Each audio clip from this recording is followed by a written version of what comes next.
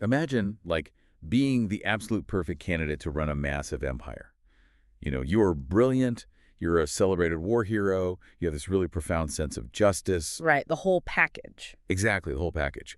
But every single time you look in the mirror, you just see the face of the empire's greatest enemy staring back at you. Oh, wow. Yeah, that is heavy. It is. And that intense, just suffocating pressure was the daily reality for Prince Baelor Targaryen. It's such a haunting image, honestly. I mean, we always tend to focus our historical fascination on the tyrants, right? Yeah, the madmen. Right, the chaotic rulers who leave these visible scars and, burning cities in their wake. But as we open the forbidden archives of Westeros today, we are confronting a much darker, much more agonizing reality. Okay. Because the most devastating tragedy of the Seven Kingdoms isn't actually about the monsters who sat on the Iron Throne. It is about the one perfect king who just never got the chance. So, to you listening, consider this your formal invitation to join us down in the shadows of the Citadel's lowest vaults. We are functioning as your lore keepers today, and, well, our mission is to dissect this incredibly blood-soaked political chess match orchestrated by Prince Baelor. History remembers him as Breakspear. Right, Baelor Breakspear. And if your only image of the Targaryen dynasty is, silver-haired conquerors raining fire from the sky, prepare to have that illusion completely shattered. Completely. We really need to treat this not as some fleeting fantasy myth, but as a brutal, meticulously recorded history. Exactly. What we are peeling back today is literally a political masterclass that triggered, without a doubt, the most catastrophic butterfly effect this realm has ever endured. It's wild to think about. It really is. We are examining a royal regime desperately trying to conceal its own terminal decay. And, the brilliant prince who tried to hold all those crumbling pillars together. So to understand the bloodshed that's coming, we really need to understand the man at the center of it all. Let's look at Baelor's position.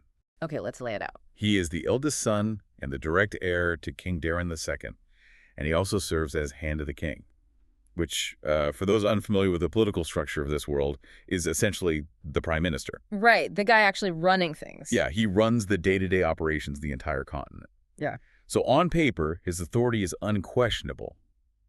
But visually, like when I'm looking through these source descriptions, his appearance seems to be a massive political liability. It was a fundamental crisis of legitimacy. Baelor's mother was Miriam Martell, right? A princess from the southern deserts of Dorne. Okay. And because of that specific lineage, Baelor did not inherit the ethereal, pale skin and silver gold hair of his ancestors. He was a brainy brunette. The brunette Targaryen. Yeah, and he possessed this really striking, almost unsettling physical trait, heterochromia. Oh, wow. Yeah, he had one blue eye and one brown eye from his Dornish mother. Which is so fascinating. In a modern context, that just makes him sound unique or cool, Yeah. right?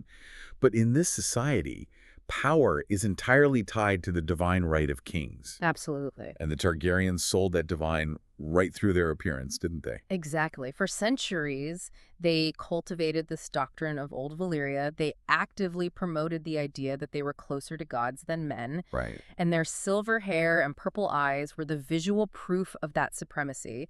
That aesthetic was literally the bedrock of their authority. Okay, wait. So the heir to the throne is essentially viewed as an imposter in his own dynasty. Yeah. It's like a modern corporate heir who doesn't fit the traditional Ivy League mold, and so they have to violently overcompensate just to prove they belong in the boardroom. That is the perfect analogy. The traditional, incredibly xenophobic lords of Westeros didn't look at him and see a dragon. They saw a Dornish imposter just, preparing to usurp their sacred throne. Which completely explains why the first Blackfire Rebellion happens.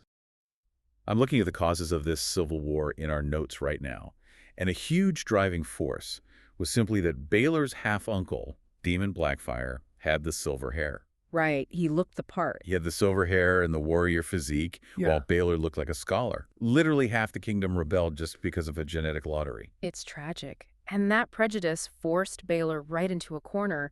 He knew he was being judged constantly, and he knew he couldn't rely on his birthright alone. Yeah, he had to prove it. Exactly. He had to violently overcompensate to prove he belonged in that seat of power.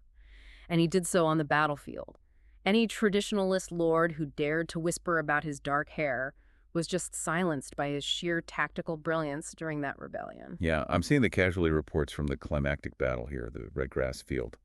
It says, Baelor earned the nickname the Hammer The hammer, yeah. But how does a scholar, like a guy known for reading massive tomes, pull off a military maneuver that breaks a full-scale rebellion? By understanding the mechanics of warfare way better than the brutes who mocked him, Baelor executed a flawless hammer and anvil tactic. Okay, break that down for us.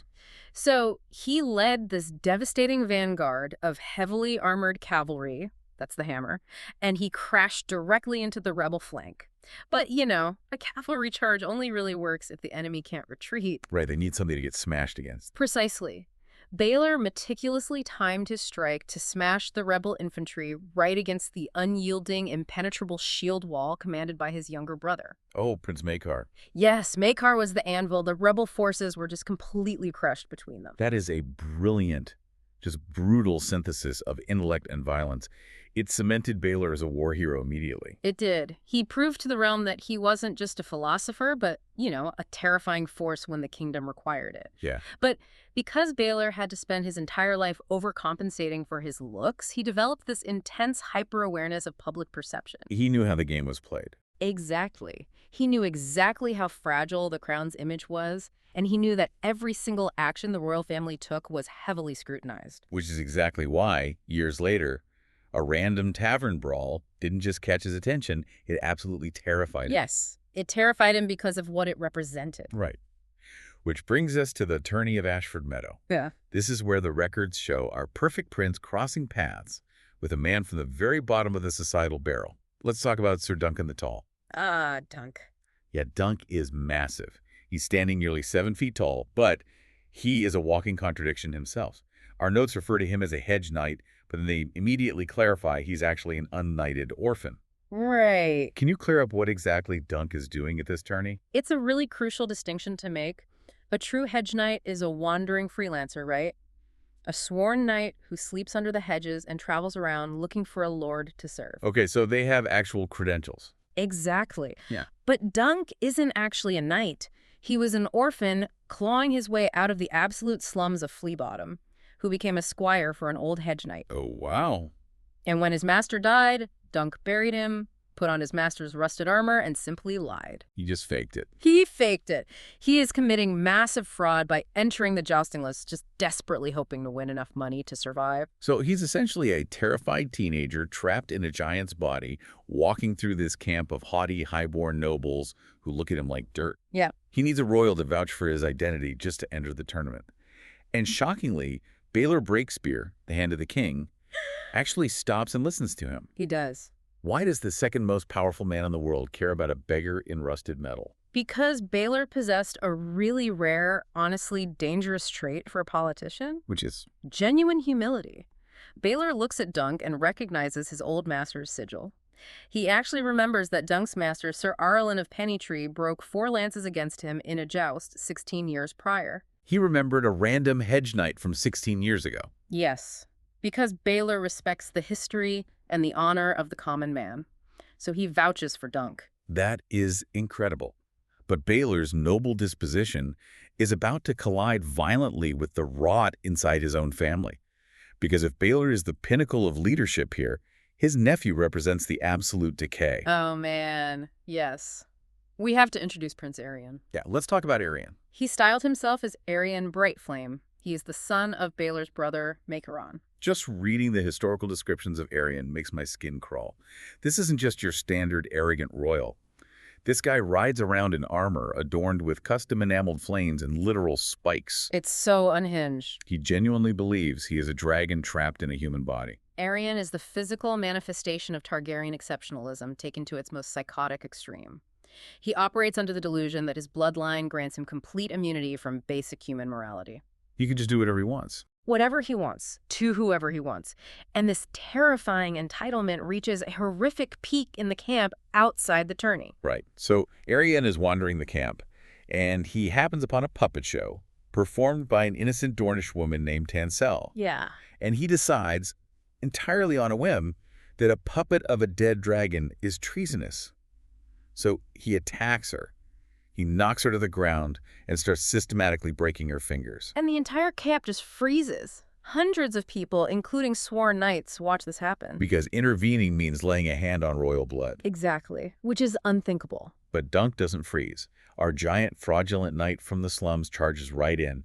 He upholds the vows he isn't even legally bound by, and he punches Prince Aerion directly in the face, knocking him into the mud and kicking his teeth in. An act of unimaginable, monumental consequence. I mean, under the legal structure of Westeros, striking a prince of the royal blood is a capital offense. Right. The most lenient punishment on the books is the amputation of a hand and a foot. The standard punishment is a gruesome public execution. Okay, wait. Hold on. I need to push back on this because reading the sequence of events here makes zero sense to me. Okay, lay it on me. Baelor is the hand of the king. He writes and enforces the laws. If striking a prince is an automatic, non-negotiable death sentence, why on earth is Baelor risking his entire dynasty for a homeless teenager from the slums? It seems crazy, right? It does. Like, just let the executioner handle it. I mean, it's really tragic for Dunk, but Baelor is a pragmatist. He's a political genius. Why risk everything for a nobody? Because Baelor's intervention isn't actually about saving Dunk's life. Wait, really? Really, when you read the surface-level histories, it looks like this noble prince saving an innocent knight. When you delve deeper into the archives, you see the horrifying political reality. Baelor wasn't acting out of altruism at all. He was orchestrating a desperate, covert PR campaign to prevent his family from losing the throne. Oh, wow. Okay, I'm looking at the wider context of the continent right now in our notes. How weak is House Targaryen at this specific moment? They are ruling on a knife's edge. Think of it like a completely bankrupt company that is still operating purely because nobody has checked their financial statements yet. That is terrifying. The Targaryens built their entire empire on dragons, right? Literal weapons of mass destruction. But those dragons have been dead for generations. The crown is ruling solely through institutional fear and historical momentum. And the Blackfire rebels that Baelor defeated at Redgrass Field, they aren't gone, are they? Far from it. The survivors of that rebellion fled across the narrow sea.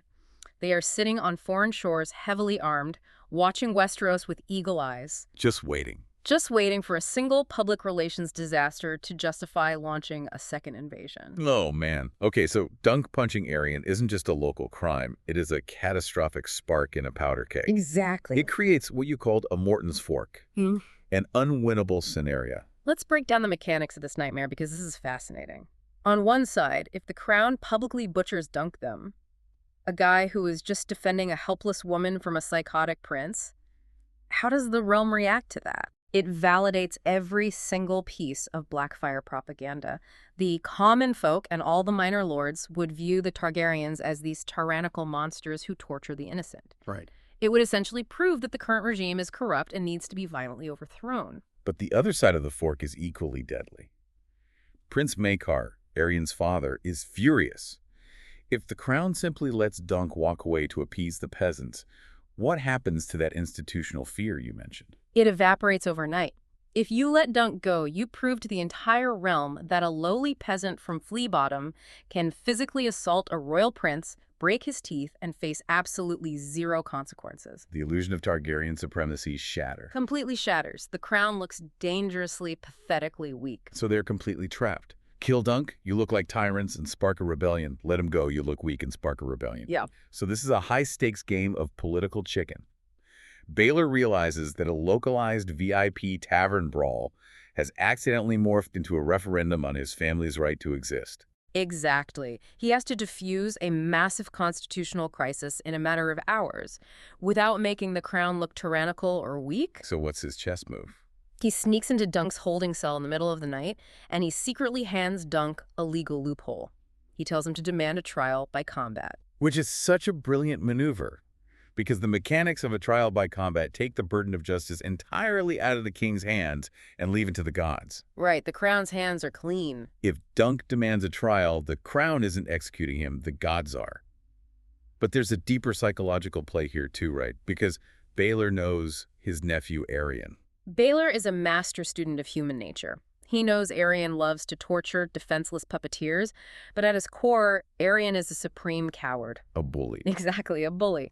Baelor calculates that if Aerion is faced with a one-on-one duel to the death against a furious 7-foot-tall street brawler who already beat him unconscious, Aerion will break. He expects Aerion to wet his armor and withdraw the accusation entirely. Precisely. If Aerion withdraws, The crown's honor is technically preserved because the legal process was respected. Dunk lives, the PR disaster vanishes, and Baelor keeps the realm stable. Checkmate. Wow. But have you ever tried to use logic to win an argument with a completely irrational person? Oh, it never works. Right. You think you've backed them into a corner with undeniable facts, and instead of conceding, they just flip the entire table over? Yep.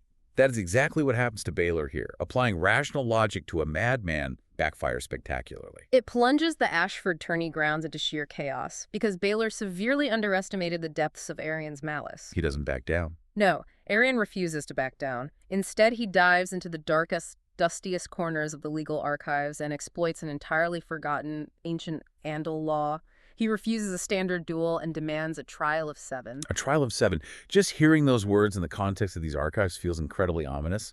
How does this actually function mechanically? Because this is the moment where my jaw actually dropped reading the source material. It is a horrific relic of religious zealotry.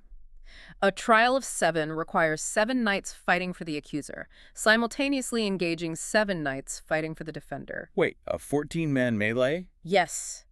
We are talking about a 14-man melee on horseback with lances, swords, and maces fought to the death. That is insane. Battlefield just becomes a chaotic blender of armor and blood. And here is the trap. This is the terrifying catch that Aerion weaponizes. If the defendant, Dunk, cannot find 6 men willing to stand on his side of the field, he automatically forfeits the trial and is found guilty. And remember who Dunk is. Right, a nobody. He is an imposter from the slums. He just arrived at this tourney. He doesn't have 6 friends in the world, let alone 6 highly trained knights willing to die for him against the royal family. And Aerion stacks his side of the roster immediately, doesn't he? Oh, instantly. He recruits 3 of the legendary Kingsguard, literally the deadliest, most heavily armored knights in the realm, along with his father Prince Aerion and his brother. It's a slaughter. The irony here is so grim to me. Baelor's brilliant, pragmatic chess move, designed to cleanly save the crown without shedding blood, has just violently snapped shut like a bear trap on his own ankle. It really has. By giving Dunk the idea of a trial, the crown is now legally locked into a 14-man bloodbath. A local dispute has instantly escalated into a clash of titans. There is no backing out. The laws of gods and men demand that this battle takes place at dawn. The atmosphere in the archives really shifts here. You can almost feel the agonizing reality of the tourney grounds.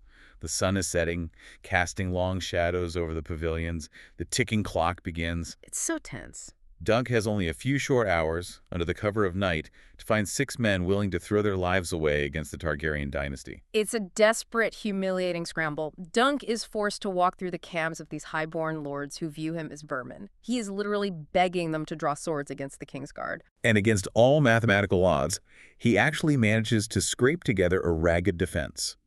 He secures a legendary, boisterous warrior known as the Laughing Storm. What a character. Yeah.